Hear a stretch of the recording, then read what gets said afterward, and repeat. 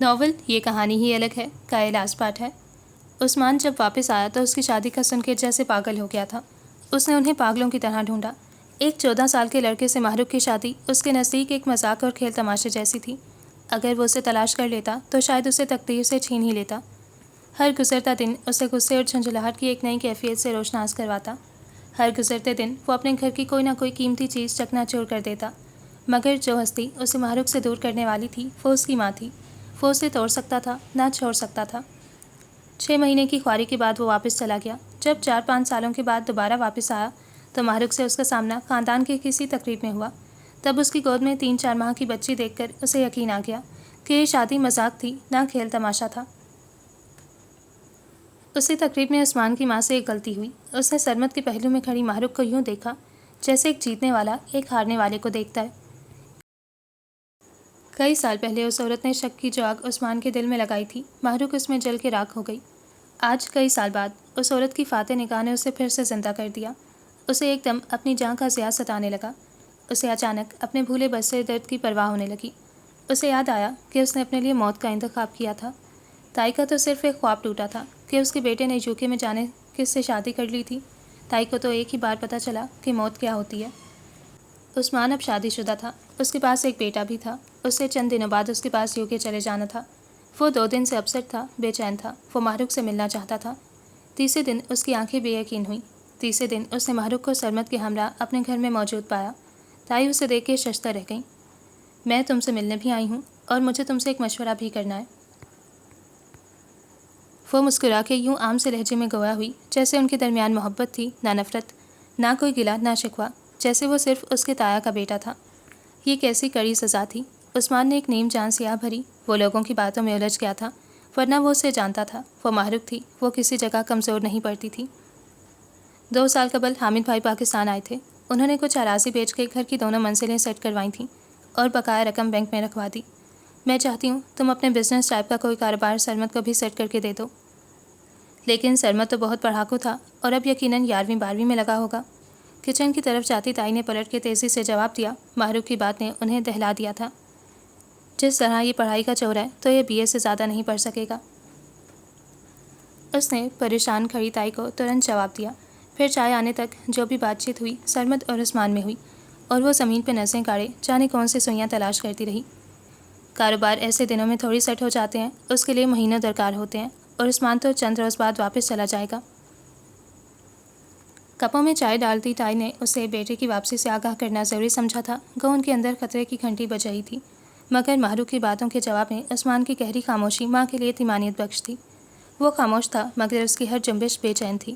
ماہرخ اس سے جس طرح کی مدد یا مشورہ چاہ رہی تھی، دوسرے معنوں میں وہ اس سے پاکستان رکنے کو کہہ رہی تھی۔ وہ چائے ختم کرنے کے بعد کھڑی ہوئی، پھر وہ تائی کے مقابل ٹھہری۔ عثمان کا تو پتہ نہیں، شاید چلے جائیں، لیکن آپ کبھی فرصت میں ضرور آئیے گا۔ اب تو ہمارے محلے کی سڑکیں مرمت شدہ ہیں اور گاڑی بھی گیٹ کے سامنے رکتی ہے۔ پھر اس نے عثمان کی طرف رخ کیا۔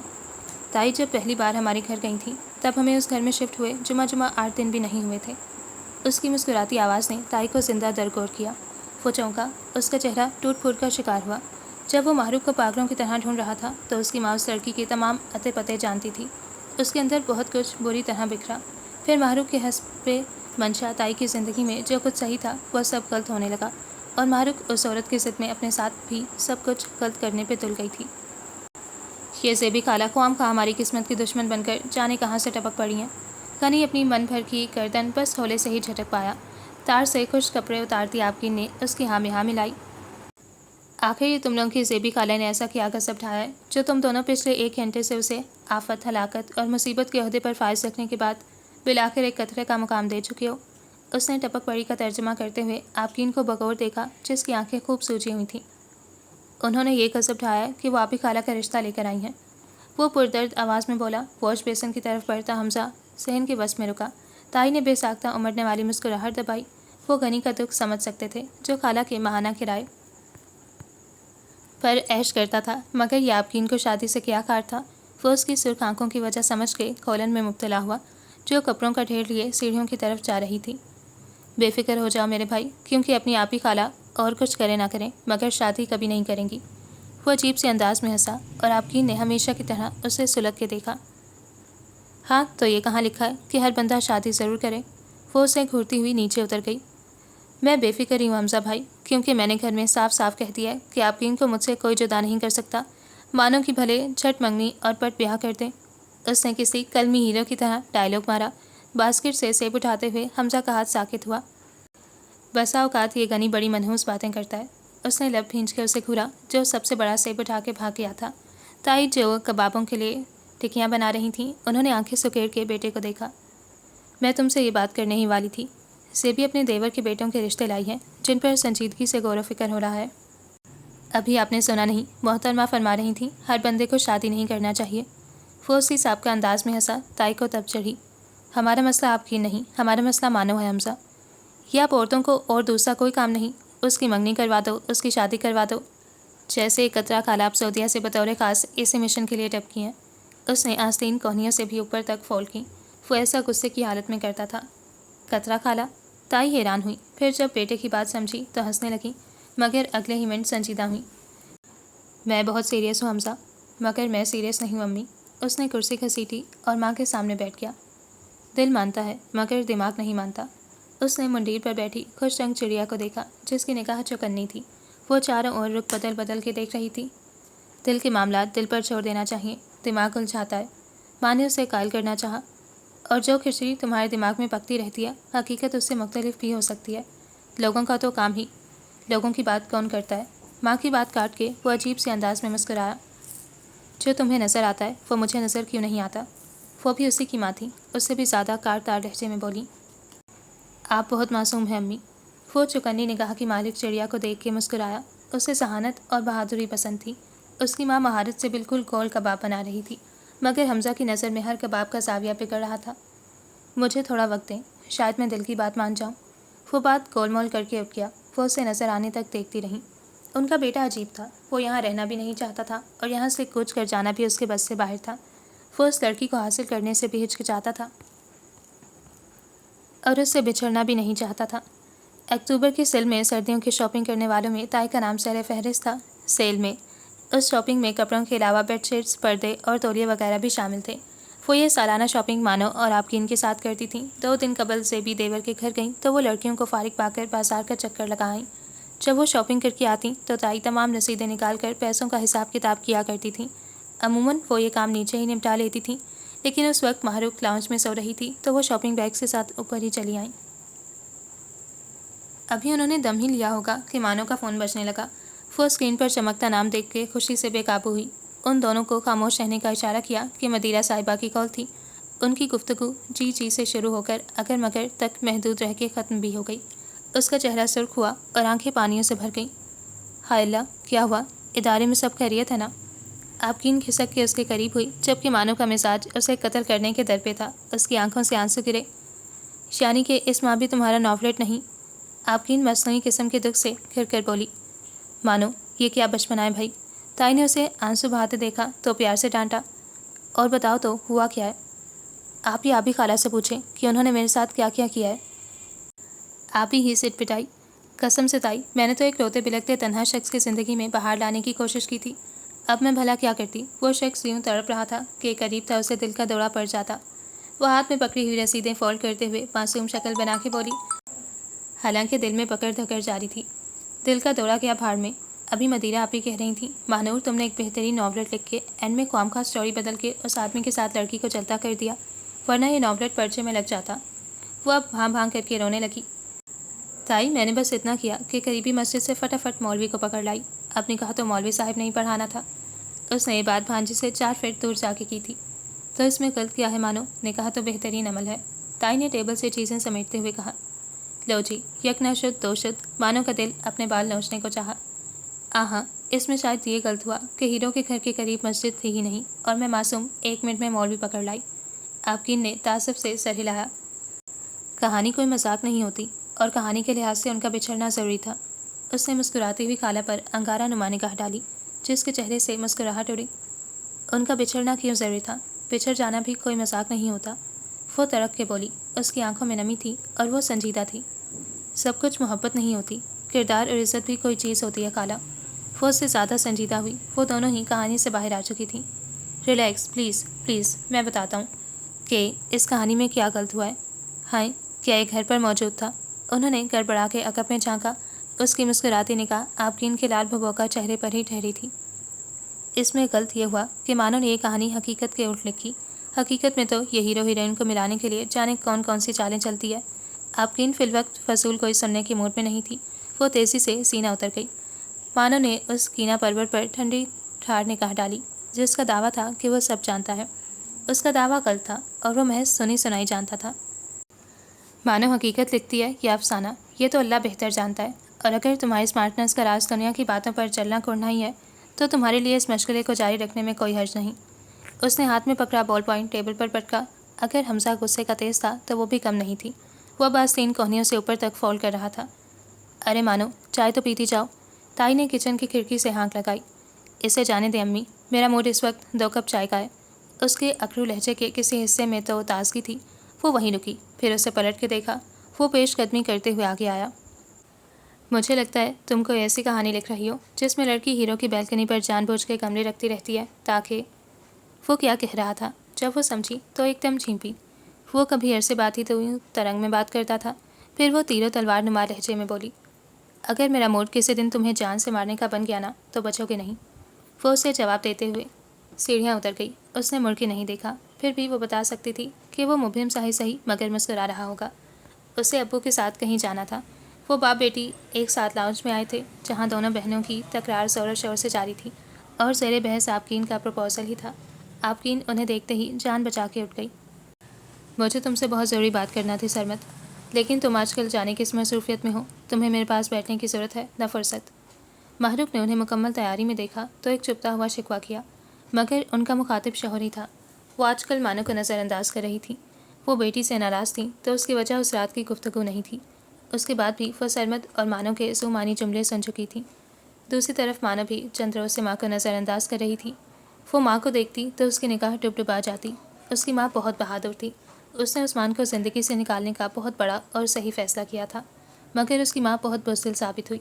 اس نے اپنی تائی کو سزا دینے کے لیے عثمان کو دوبارہ زندگی میں لانے کا بہت غلط فیصلہ کیا۔ سرمد فرصت کا اظہار کرتے ہوئے صوفے پر ٹکے تو وہ بھی باپ کے ساتھ ہی ٹک گئی۔ عین اسی وقت عثمان زعیم بھی آ گیا۔ آج مانو اس کی آمد پر ادھر ادھر نہیں ہوئی۔ آج اس نے عثمان کو ایک الگ نظر سے دیکھا۔ ان دونوں کا رویہ بتاتا تھا کہ محروق اور اسے ایک دوسرے سے جو بھی گلا شکوہ تھا وہ سالوں گزر جانے کے بعد بھی ان کے دلوں میں دبا ہوا تھا۔ آج زیبی کا فون آیا تھا، وہ 1-2 دن میں فائنل جواب لینے آ رہی ہے، اور تمہاری بھابھی نے بھی اب تک کوئی مثبت جواب نہیں دیا۔ مانو نے نگاہ جھکائی تھی تو سرمد کا رد عمل بھی کچھ ایسا ہی تھا۔ اب تو حمزہ بھی گھر آیا ہوا تھا، مگر ان کی طرف سے کچھ پیش رفت نہیں ہوئی تھی۔ اور تم سب آفرین کو بھی سمجھاؤ، اچھے رشتے بار بار نہیں آتے۔ لیکن امی، وہ شخص شادی شدہ ہے، وہ بے اختیار ہی بولی۔ اب جس عمر میں وہ ہے تو اس کے لیے ایسے ہی رشتے آئیں گے۔ محروق کا لہجہ تھکا تھکا سا تھا۔ وہ ماں کی بات پر چونکی۔ اس نے سر اٹھا کے خاموش بیٹھے عثمان کو دیکھا۔ اسے آفرین کی بات یاد آئی۔ زیبی خالہ جس کا رشتہ لائی ہیں وہ بندہ میری چوائس ہے، نہ میری اس سے جذباتی وابستگی ہے، تو پھر ایک میرڈ شخص کا گھر دوبارہ بسانے کے لیے میں ملک سے باہر کیوں جاؤں؟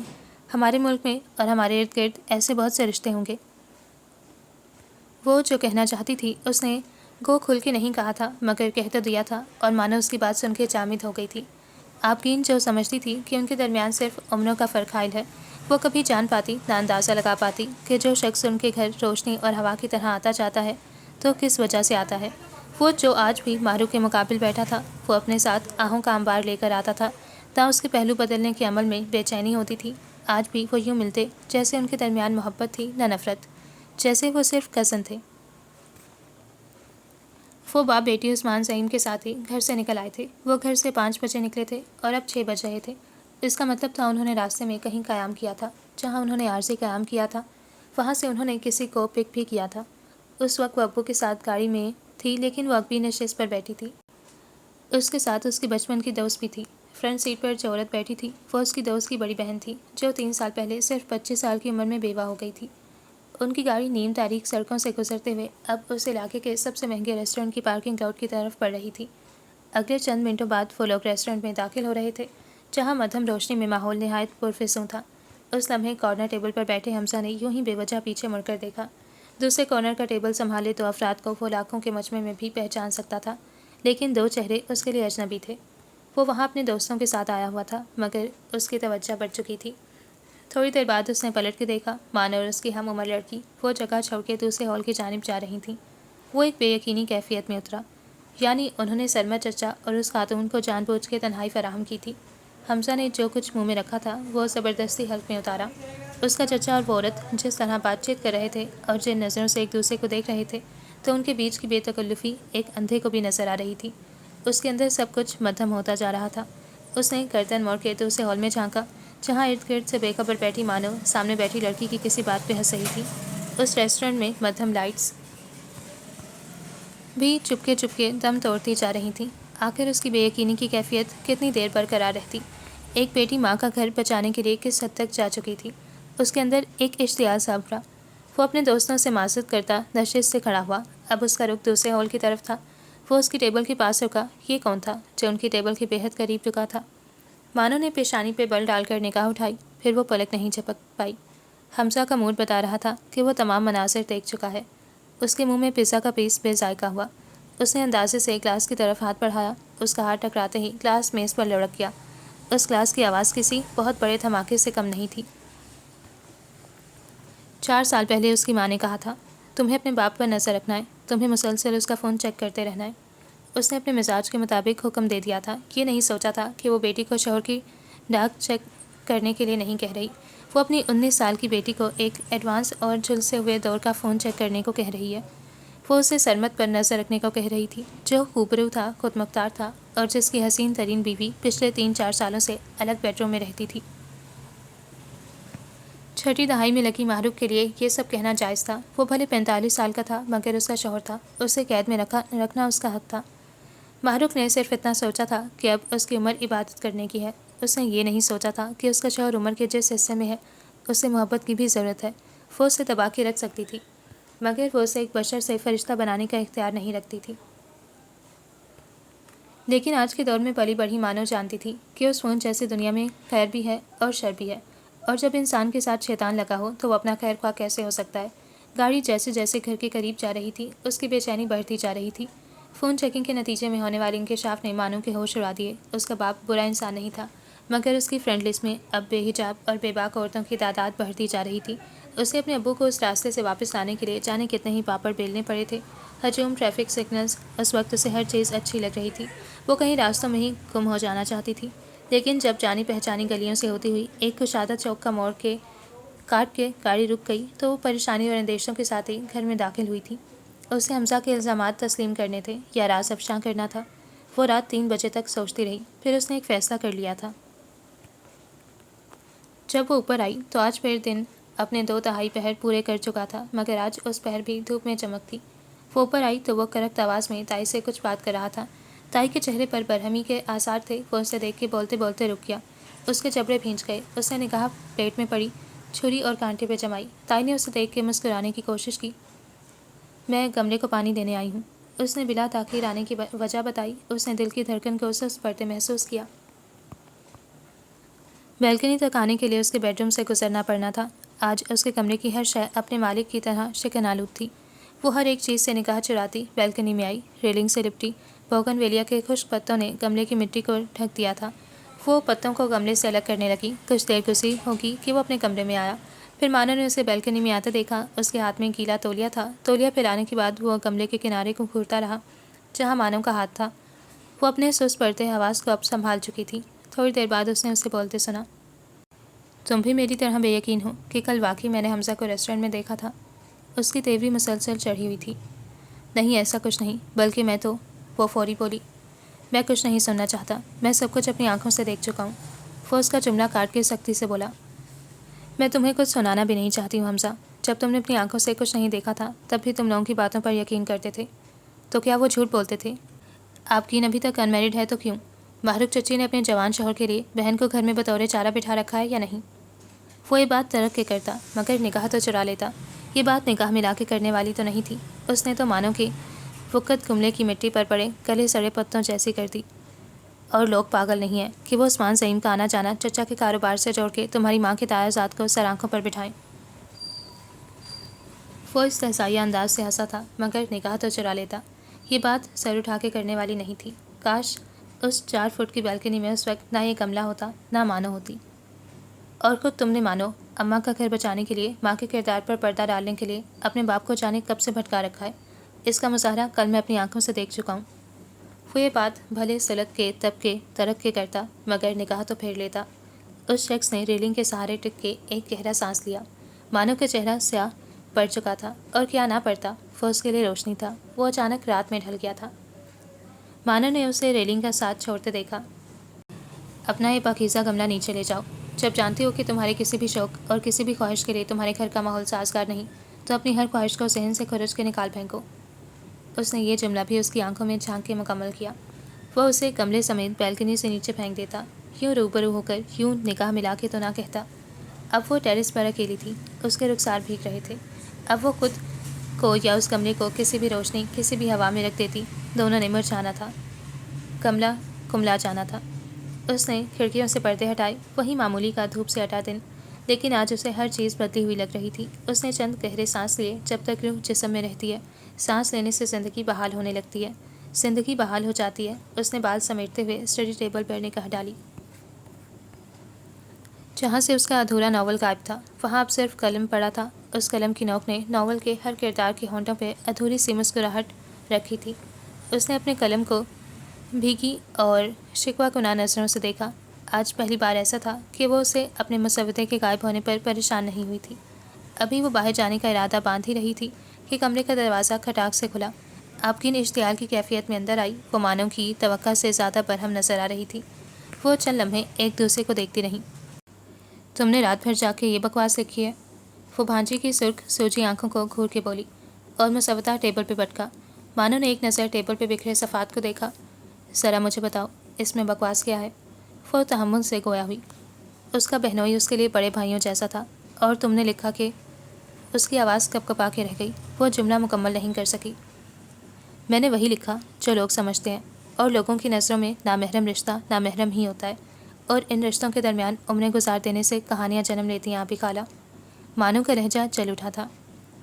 لوگوں کے کہنے سے کچھ نہیں ہوتا، اللہ تو سب جانتا ہے نا، سچ جانتا ہے نا۔ وہ ایک دم ٹھنڈی پڑی تھی، دھیمی ہوئی تھی۔ اللہ سب جانتا ہے، وہ سچ بھی جانتا ہے، مگر لوگ تو سب کچھ نہیں جانتے نا، وہ سچ بھی نہیں جانتے، تبھی تو وہ اپنی مرضی کی کہانیاں بنا لیتے ہیں، اور نامحرموں کے لیے اللہ نے ہی حد بندیاں قائم کی ہیں۔ اس کے ذہن کے پردے پر وہ قہر بھری دوپہر لہرائی جب ماہرخ نے اپنے باس سے لفٹ لی تھی۔ تو تم کون سا دوستوں سے الگ ہو؟ تم نے بھی تو اسے کہانی میں ذلیل کر دیا ہے۔ وہ دھکی ہو کے بولی، کم از کم کہانی میں تو سب کے ساتھ انصاف ہونا چاہیے نا۔ اگرچہ کہانی مذاق نہیں ہوتی خالہ، لیکن میں آج تمہیں اختیار دیتی ہوں، یہ ناول تمہارے سامنے پڑا ہے۔ اس نے صفحہ سیدھا کیا، اور یہ قلم بھی پکڑو۔ اس نے اسے قلم بھی تھمایا۔ میں بھی تو دیکھوں کہ تمہارے خیال میں کسی کے گھر رہنے والی عورت صرف اپنی یک طرفہ محبت کو ہی سنبھالتی رہے گی، یا پھر اسے اپنا نام عزت بھی عزیز ہوگی۔ وہ تھوڑی دیر اسے دیکھتی رہی، جس کے چہرے کا رنگ بدل چکا تھا، گویا مانو اس کی فیلنگ سے باخبر تھی۔ پھر بھی اس نے آپ ہی کے لیے کچھ نہیں کیا۔ اسے کیا ہچکچاہٹ تھی؟ وہ تو عثمان سے بات کر سکتی تھی۔ وہ اسے اکیلا چھوڑ کے چلی گئی۔ ساکت کھڑی آپکین نے ہاتھ میں پکڑے قلم کو دیکھا۔ اس کے چہرے کی زیارت جو عبادت ہوتی، تو میں زمانوں کی ولیوں کا قلندر ہوتا۔ اسے اپنی ماں کے کمرے میں ہونے والی میٹنگ کی صرف آوازیں ہی سنائی نہیں دے رہی تھیں، بلکہ افراد بھی دکھائی دے رہے تھے، کیونکہ اس نے ان سب کو اپنا فیصلہ سنا دیا تھا۔ اس وقت ان سب کی نگاہیں آپکین پر ٹکی ہوئی تھیں۔ آپکین نے کبھی سوچا بھی نہیں تھا کہ زیبی کی صورت اس پر کیا مصیبت ٹوٹ پڑے گی۔ اس نے دل میں ٹھان لی تھی کہ وہ آج ہی مانو سے اس بے رحم خاتون کی کہانی لکھوائے گی، اور پہلے صفحے پر ہی اس کا جہاز اڑا دیا جائے گا۔ وہ دراصل میں نا اپنی کڑھائی کا سلسلہ دوبارہ سے شروع کرنا چاہتی ہوں، وہ معصوم صورت کے ساتھ بولی، اور اس نے فیصلے کی منتظر 8 آنکھوں میں اس جملے کی دھول جھونکی۔ مانو بے ارادہ ہی ہنسی۔ ماہرخ کے تیور خطرناک ہوئے۔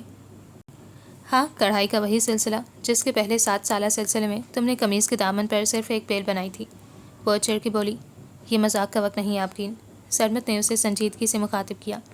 اس کے ابو اور خالہ کے درمیان تو باپ بیٹیوں جیسا رشتہ تھا۔ مانو کے دل میں ہوش سے اٹھی، مگر یہ دینی اور دنیاوی قدروں کے لحاظ سے نامحرم رشتہ تھا۔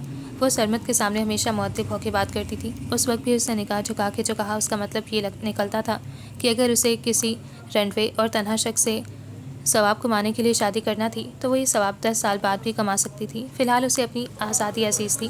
ماہرخ نے اپنی اڑیل بہن کو تب کے دیکھا، وہ انہی کی طرح ضدی تھی، بلکہ ان کا پورا خاندان ہی ضدی اور ڈھیٹ تھا۔ وہ اکثر شکر بچا لاتی کہ مانو اپنی دادی اور باپ پر گئی تھی۔ وہ ابھی سے جس قدر سختی سے پیش آ سکتی تھی آ چکی تھی۔ وہ اسے کیسے سمجھاتی کہ اگر عورت کے پاس ماہانہ آمدنی کا باعزت ذریعہ ہو تو اس کی زندگی ٹی وی دیکھتے اور کھاتے پیتے گزر جاتی ہے، مگر لوگ یقین نہیں کرتے کہ اس کے پاس کوئی تیسرا مشغلہ نہیں، پھر تیسرا مشغلہ لوگ خود سے گھڑ لیتے ہیں۔ آج اسے ہلکا سا ٹمپریچر محسوس ہو رہا تھا۔ وہ آفس سے نکلا تو سیدھا گھر چلا آیا۔ اس نے مانو سے متعلق جو بھی فیصلہ کیا وہ اس کا اپنا تھا، مگر اس دن سے اس کی اپنی ہی حالت نے اسے تعجب میں مبتلا کر رکھا تھا۔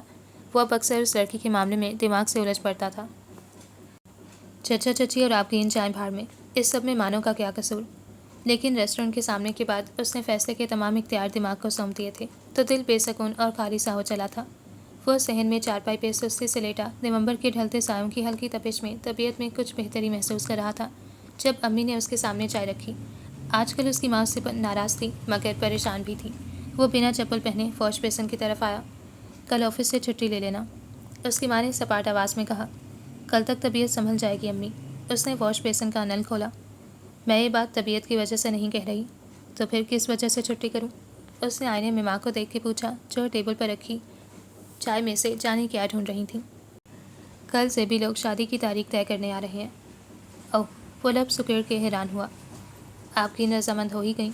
وہ منہ دھونا چاہتا تھا۔ اس نے ہاتھوں کے پیالے میں پانی بھرا۔ آپ کی نہیں، مانو کی تاریخ طے ہو رہی ہے۔ ہاتھوں کے پیالے میں شگاف پڑا۔ اس شگاف نے صرف پانی ہی تو بہایا تھا، مگر حمزہ نے اس کے قدر تکلیف محسوس کی جیسے ہتھیلیوں کے شگاف سے زندگی کی سب سے قیمتی چیز بہہ گئی تھی۔ تمہارا دماغ خراب ہو گیا مانو، تم یہ رشتہ صرف زیبی خالہ کی وجہ سے ایکسیپٹ قبول کر رہی ہو۔ آنے والے دنوں میں آپ کی نے اسے 100 حوالوں سے سمجھانے کی کوشش کی تھی۔ تمہارے لاسٹ سیمسٹر میں صرف چند ماہ باقی ہیں اور تمہیں شادی کی سوچ رہی ہے۔ وہ اسے آنکھیں دکھاتی۔ تمہاری تعلیم ادھوری رہ جائے گی، اسے ٹپٹ کے اور گھور کے قائل کرنے کی کوشش کرتی۔ ابھی تمہاری عمر ہی کیا ہے، ابھی تو تمہارے ہنسنے کھیلنے کے دن ہیں۔ اس نے اسے لاکھ بہانوں سے اکسایا۔ یہ دنیا کا آخری پروپوزل تو نہیں تھا، ستاروں سے آگے بھی کچھ جہاں تھے۔ اس کی آواز آہستہ ہو جاتی۔ ستاروں سے آگے جو جہان تھے وہ صرف آپ کی ان کے لیے طلسمی تھے، کوہ کاف تھے۔ وہ ان جہانوں میں قدم جو نہیں رکھ پائی تھی۔ ان جہانوں کی خاک محروق نے چھانی تھی، ان جہانوں کی خاک مانو نے بھی چھانی تھی۔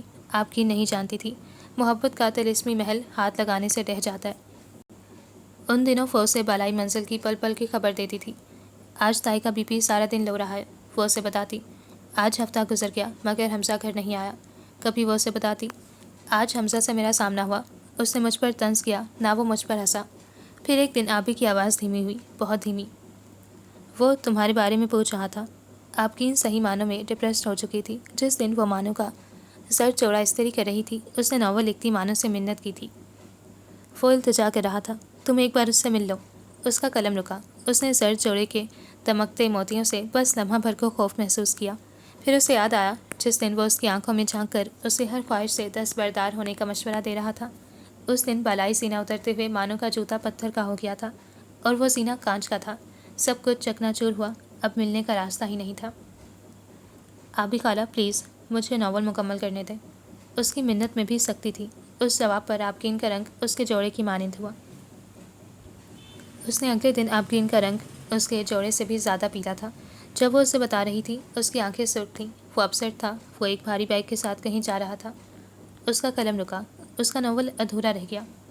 آبگین سے بھی خالہ اور اس کے سسرال والوں کو قتل کرنے کے منصوبے بناتی رہ گئی اور وہ دن بھی آ گیا جب سرخ عروسی جوڑے میں ملبوس دلہن کے سامنے بیٹھی آبگین نے اس کے ہاتھ تھام کر ٹوٹی پھوٹی آواز میں شکوہ کیا۔ مانو کو بھی جدا کر دیا نا؟ دلہن ایک دم بہت سارا اور بے تحاشا مسکرائی۔ مانو کی کہانی میں نے نہیں لکھی خالہ۔ اسے دیکھتے دیکھتے جب آبی کی آنکھیں پتھر ہونے لگیں تو اس کی آنکھوں سے بہت سا اور بے تحاشا پانی چھلکا۔ تم نے ایسا کیوں کیا مہنور؟ جب وہ اسے سخت ناراض ہوتی تھی تو اسے پورے نام سے پکارتی تھی۔ اس نے چند گہری سانس لیے۔ جب تک روح جسم میں رہتی ہے سانس لینے سے زندگی بحال ہونے لگتی ہے۔ وہ آبی کو بتا نہیں سکی کہ اس نے ایسا کیوں کیا۔ مانا کہ اسے وہ شخص بہت عزیز تھا مگر مانو کو اپنے خونی رشتے بھی بہت عزیز تھے۔ اس کے گھر میں کوئی فرد بھی بد کردار نہیں تھا، پھر بھی وہ حمزہ کو ساری زندگی ان کی صفائیاں دیتی رہتی۔ وہ ایسا نہیں کر سکتی تھی۔ وہ یہ کام وقت کے ذمہ چھوڑ کے جا رہی تھی اور کچھ سچائیاں وقت ہی بے نقاب کر سکتا ہے۔ کتنے ہی دن ایک بدحال کیفیت میں گھرے رہنے کے بعد وہ اپنے معمول کے مزاج میں لوٹ آیا تھا، لیکن اب ہمہ وقت دکھ، حیرت اور غصہ بھی اس کے مزاج کا حصہ بنتا جا رہا تھا۔ وہ تل ملا کے رہ جاتا وہ کس قدر بے رحم ثابت ہوئی تھی۔ جدا ہونے کے بھی کچھ اصول و ضوابط ہوتے ہیں، مگر اس لڑکی نے تو حد کر دی۔ اس نے جیسے تائی سے بھی ہر رشتہ ختم کر لیا تھا۔ وہ حمزہ کی غیر موجودگی میں بھی اوپر نہیں آتی تھی، اگرچہ اس نے اپنے گھائل جذبات پر صبر اور غصے کی سیلیں رکھ لی تھیں، مگر روزانہ بیلکنی میں پڑے گملے کے پھولوں کو شمار کرنا بھی نہیں بھولتا تھا۔ اگرچہ اسے محبت سے زیادہ عزت عزیز تھی، لیکن وہ بے خیالی میں شمار کر لیا کرتا تھا کہ اسے دیکھے 30 دن گزر چکے تھے۔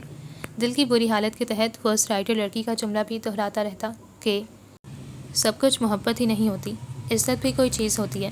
پھر اگلے ہی لمحے وہ منڈیر پر بیٹھی چوکنے نگاہوں کی مالک چڑیا کو اڑا دیتا۔ وہ کیا کرتا؟ اسے ہر کام انجام دیتے ہوئے آفرین کا جملہ یاد رہتا، بچھڑ جانا بھی کوئی مذاق نہیں ہوتا۔ اگرچہ اسے اپنے اعلیٰ درجے کے دماغ پر ناز تھا، مگر ان دنوں اسے اپنی ماں کی اس بات سے محبت سی ہو گئی، دل کے معاملات دل پر ہی چھوڑ دینا چاہیے۔ وہ آج اس کی موجودگی سے نیچے آئی ہوئی تھی، اور اوپر اس کا وقت بے کلی میں گزر رہا تھا۔ وہ جو کچھ محسوس کر رہا تھا وہ اس کے گمان تک کے برعکس تھا۔ وہ بس اسے دیکھنا چاہتا تھا۔ بیلکنی میں یہ اس کا 1000واں چکر تھا کہ وہ اسے بیرونی دروازے کے پاس نظر آئی۔ اس لڑکی نے سوکھی کیاری میں منہ مارتے دینوں مرغے کو بس ایک نظر دیکھا ہوگا، اس نے بیلکنی کی طرف تو ایک نظر بھی نہیں دیکھا۔ تو کیا اس لڑکی نے ہر پرانی عادت بھی ترک کر دی تھی؟ بیلکنی میں اندھیرا چھا گیا، بالکل اس کے چہرے کی طرح۔ اسے زیریں منزل میں مچی آہو بکا سے بھی کچھ غرض نہیں تھی۔ وہ چپ چاپ کمرے میں آ گیا۔ توبہ ہے بھائی، اس لڑکی نے تو حد ہی کر دی، سمجھو آخر ہی کر دی۔ وہ ماں کی یہ بات سن کر صحن میں آ گیا۔ اس کی امی ابھی نیچے سے آئی تھی، ان کا چہرہ پھیکا ہو رہا تھا اور حالت عجیب سی تھی، ورنہ وہ بیٹے کی حالت پر ضرور غور کرتی۔ تو کیا آج مانو نے امی سے بھی بات نہیں کی، جو وہ اس قدر دل برداشتہ ہو رہی ہیں؟ قصوروار تو وہ تھا، جبکہ مانو جانتی تھی کہ امی اسے کتنا پسند کرتی ہیں۔ اسے غصہ بھی آیا اور افسوس بھی ہوا۔ وہ ایک گہرا سانس لیتے ہوئے ماں کے پہلو میں ٹکا جو سر تھام کے بیٹھی تھی۔ اس کے رویوں کی پرواہ کرنا چھوڑ دیں امی، وہ حد درجہ سنجیدگی سے بولا۔ ارے رویوں کو گولی مارو، تمہیں کچھ پتہ بھی ہے کہ اس مانو نامی لڑکی نے پچھلے 2 سالوں سے کیا قیامت چھپا کے رکھی ہوئی تھی؟ وہ چونکا۔ امی پر کون سا راز کھلا ہوگا؟ اس کی سوچ اپنے ان شکوک کی بھی میں الجھی جو اس سے چچا اور چچی سے متعلق تھے۔ اچھا ہے نا، امی نے جان لیا جنہیں ابھی تک مانو کی جدائی کھائی جا رہی تھی، جو ابھی بھی بیٹے سے سیدھے منہ بات نہیں کرتی۔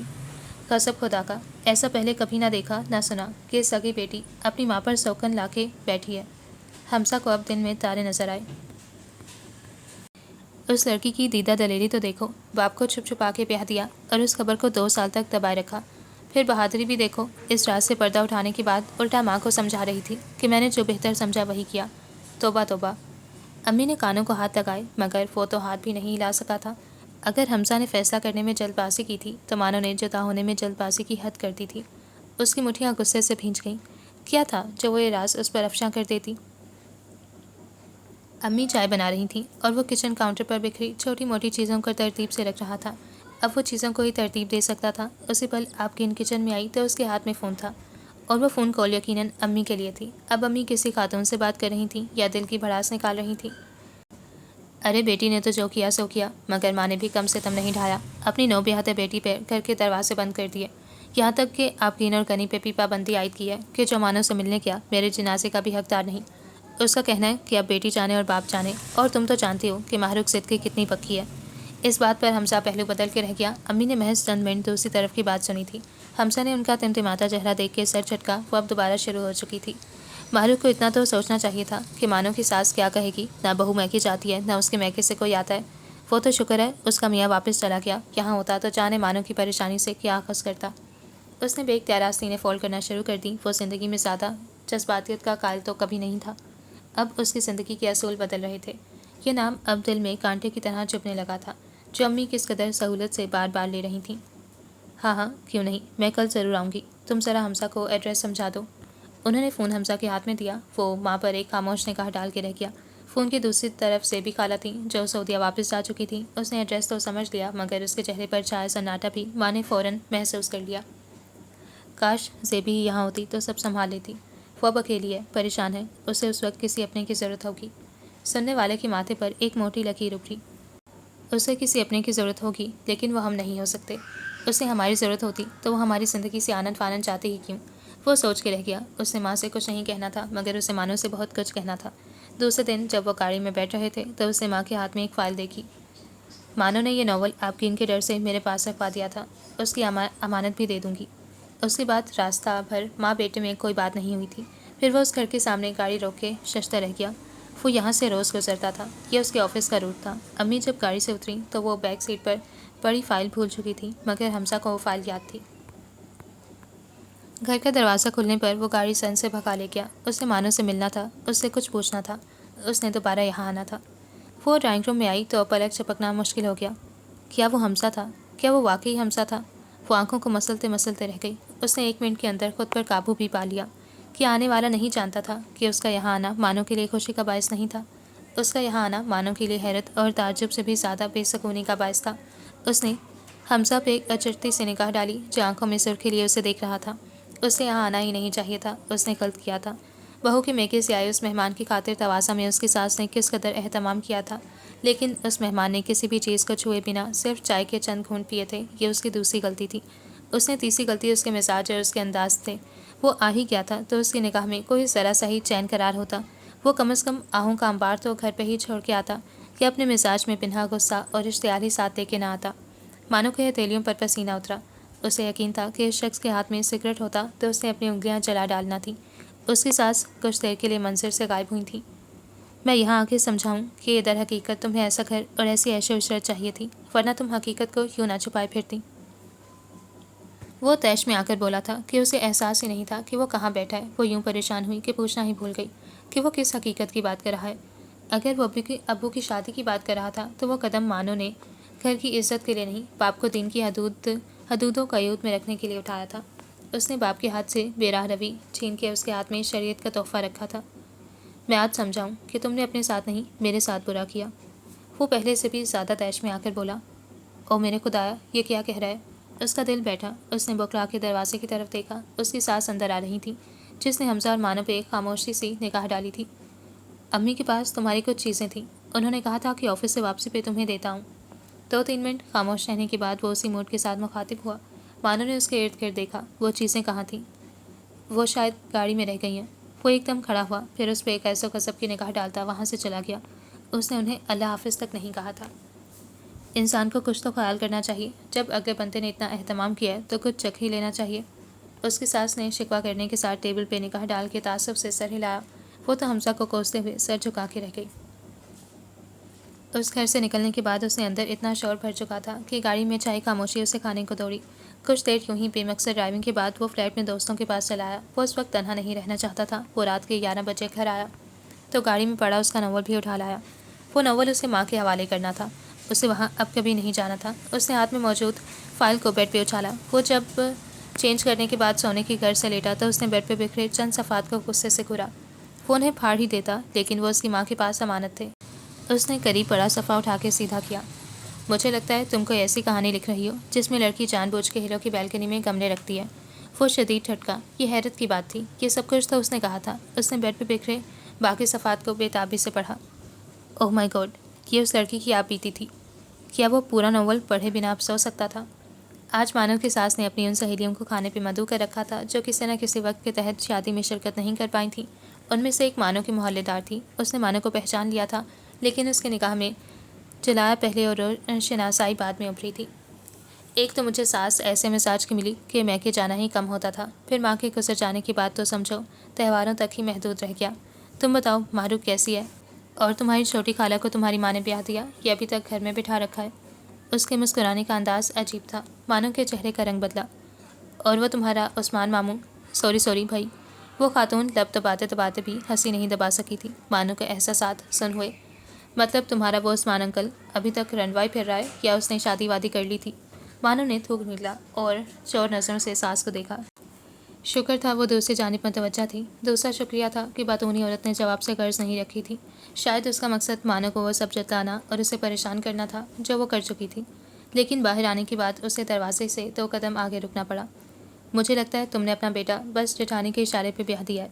اس لمحے مانو نے محسوس کیا کہ کچھ آوازیں کتنی زہریلی ہوتی ہیں۔ ارے نہیں عالیہ، مجھے زیبی سے صرف محبت ہی نہیں، اس پہ بھروسہ بھی بہت ہے، اور پھر عفان ماشاءاللہ بہت خوش ہے۔ اس کی ساس کا لہجہ بشاش تھا۔ اس کی جان میں جان آئی۔ وہ ہلکی پھلکی سی ہو کے کچن میں آئی۔ 1 گھنٹے بعد جب وہ کھانے کے بعد چائے بنا رہی تھی تو اس کی ساس نے اسے حمزہ کے آنے کی خبر دی۔ اس کا سکون ہزاروں ٹکڑوں میں بٹا۔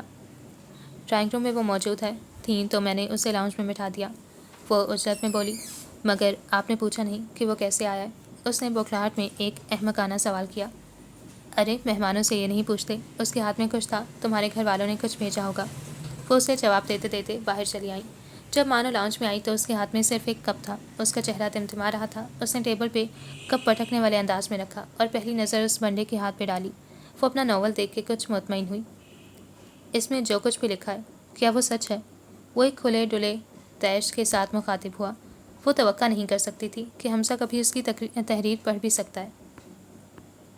मैंने तुमसे कुछ पूछा है। उसकी आवाज़ ऊंची हुई। वो जैसे नींद से जागी। ये बालाई मंजिल नहीं थी, उसकी ससुराल थी। आवाज़ नीचे रखो हमसा, और प्लीज़ यहाँ से जाओ। मैं इस वक्त तुमसे बात नहीं कर सकती। ड्राइंग रूम से कहकों की आवाज़ें उभरी। वो सूरत हाल जान गया था। वो तेज़ी से खड़ा हुआ। मैं इस सब का हिसाब तुमसे लूँगा मानो। उसकी आंखों से बस आंसू नहीं छलके थे, वरना उस चेहरे पे रोने की कसर नहीं थी। वो उसे जाता देखती रही। वो जाने कब तक वहाँ खड़ी रहती कि सास की आवाज़ पे चौंकी। लो जी, आज तो वो जेंटलमैन चाय भी छोड़ के चला गया। तुम्हारे एक कज़न नखरीला ही नहीं, गुस्सीला भी है। कोई आज भी हमसा की तीखी आवाज़ उसकी सास के कानों तक पहुंची थी। वो बामुश्किल ही मुस्कुराई। उसका और ताई का कुछ झगड़ा चल रहा है। उस इशी को छेड़ दिया तो हाइपर हो जाता है।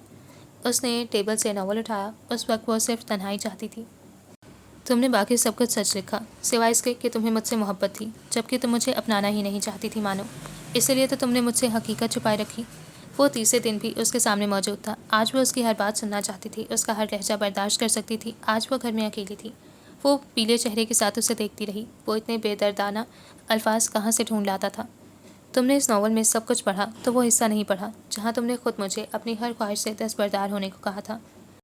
वो बैल्कनी गवाह है कि उस दिन मानो की पूरी जान और दोपहर की सारी रोशनी तुम्हारी बातों ने छीन ली थी हमसा। और तुम जिस हकीकत की बात कर रहे हो ना, वो तो मैं वहीं छोड़ आई हूँ। वो चबा चबा के बोली। उस्मान सईम अब भी आता होगा। आपकी अब भी उसी घर में रहती है। वो अबू या उस्मान की आमद पे उसी तरह भाग के दरवाज़ा खोलती होगी। वो अभी वैसे ही तैयार होती होगी। अगर तुम माहरू की कहानी को हकीकत कह रहे हो तो इसमें तुम्हें ये अच्छा लगा कि वो बेएतबारी से शुरू होकर खुददारी पे ख़त्म हो गई। तो फिर मानो की कहानी में तुम्हें ये बुरा क्यों लग रहा है कि वो बेएतबारी से शुरू होकर खुददारी पे ख़त्म हो गई? इस बात पे हमसा निगाह चुराने पे मजबूर हुआ। अगर तुम मानो को इसी हकीकत के साथ कबूल कर लेते तो क्या हो जाता? अगर दुनिया की बजाय एक लम्हे को रुक कर मेरी बात का एतबार करते तो जान जाते कि हमारे घर में कोई भी बद किरदार नहीं था। बसा औकात हम जो कर गुजरते हैं फिर उन पछतावों को मिटाते मिटाते रुसवाइयों को गले लगा लेते हैं। हम लोगों को बातें बनाने का मौका खुद देते हैं। हाँ, मगर इस अफसाने में जो इजाफा होता है वो लोगों के अपने ज़र्फ़ के मुताबिक होता है। इसलिए कह रही हूँ, प्लीज़। मैं क्या करूँ मानो, मैं तुम्हें हर जगह ढूंढता हूँ। वो उसकी बात काट के बोला। उफ़। वो जख्मी हुई। हाय, उसने कांच कहाँ उठा लिया था। मेरा शोहर यहाँ नहीं होता, मैं अब तुम्हारा आना अफोर्ड नहीं कर सकूँगी। उसने आंसू पीते हुए रुख बदल लिया। मुझे लगता है मैं बाकी उम्र उस कमरे के फूल गिनते गिनते गुजार दूँगा। वो घूम के उसके सामने आ गया। बानो ने ज़ोर से आंखें मींची। हमजा प्लीज़, अब जाओ और दोबारा कभी मत आना। वो उस हुक्म पे मिट्टी हुआ। ऐसा मत कहो मानो, मुझे इतनी इजाज़त तो दो कि जब तक तुम यहाँ हो मैं कभी कभी 2 घड़ी के लिए बस खड़े खड़े। उसने शायद जुमला पूरा किया था मगर उसने सुना ही नहीं था। वो किसी गहरी खाई में गिरी। उसके ऑफ वाइट सूट से कोई रंग उड़ा। वो कहानी ही अलग थी। उसमें 2 औरतें एक दूसरे की ज़िद पर उतर आई थीं। वो सब प्लानिंग के मुताबिक नहीं हुआ था। हो सकता है अफ़ान वापस आ जाए और हम मुस्तकिल यहीं रह जाएं। तो क्या तुम उस्मान बनना चाहोगे या हमजा? उसने एक ऐसा सवाल किया था। हमजा की रूह फना हुई। मानो ने नफ़ी में सर हिलाया। 2 घड़ियाँ बहुत होती हैं। बंदा खड़े खड़े भी बदनाम हो जाता है। यहाँ तो एक घड़ी के लिए भी नामहरम का मुस्तकिल आना क़यामत होता है हमजा। ये कहानी ही अलग है। जब एक बार बिछड़ गए तो फिर रूबरूई कैसी? वो फीका सा मुस्कुराई। वो उसकी आंखों की इल्तिजा पढ़ के दरवाजे की सिम चल दिया।